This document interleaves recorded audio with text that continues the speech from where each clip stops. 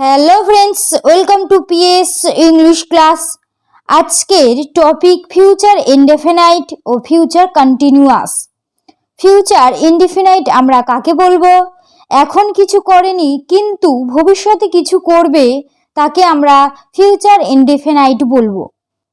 তার জন্য যে স্ট্রাকচার আমরা ব্যবহার করব, সাবজেক্ট প্লাস শ্যাল বা উইল প্লাস ভার্বের ফার্স্ট ফর্ম প্লাস আদার ওয়ার্ডস। আর ফিউচার কন্টিনিউয়াস কাকে বলবো? এখন কিছু করেনি কিন্তু ভবিষ্যতে কিছু সময় ধরে অনর্গল কিছু চলতে থাকবে, তাকে আমরা ফিউচার কন্টিনিউয়াস বলবো। তার জন্য যে স্ট্রাকচার আমরা ব্যবহার করব তা হলো সাবজেক্ট প্লাস শ্যাল বা উইল বি প্লাস ভার্বের সঙ্গে আইএনজি প্লাস আদার ওয়ার্ডস। যেমন আমি যাব, আই শ্যাল গো।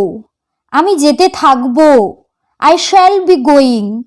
তুমি পড়বে, ইউ উইল রিড। তুমি পড়তে থাকবে, ইউ উইল বি রিডিং।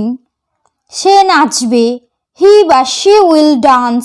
সে নাচতে থাকবে, হি বা শ্যাল উইল বি ডান্সিং। আমরা ফুটবল খেলবো, we shall play football.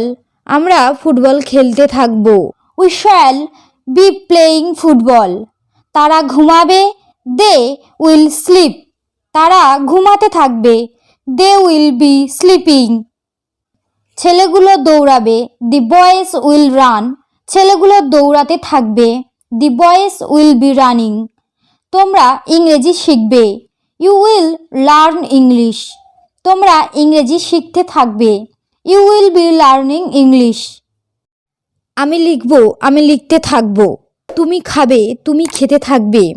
So friends, এই চারটি সেন্টেন্সের ইংরেজি কি হবে অবশ্যই কমেন্ট বক্সে লিখে জানাবে। ভিডিওটি যদি ভালো লেগে থাকে অবশ্যই লাইক শেয়ার কমেন্ট করতে ভুলবে না। অ্যান্ড প্লিজ চ্যানেলটি অবশ্যই সাবস্ক্রাইব করে রাখো এরকম টপিক আরও পেতে। Thank you.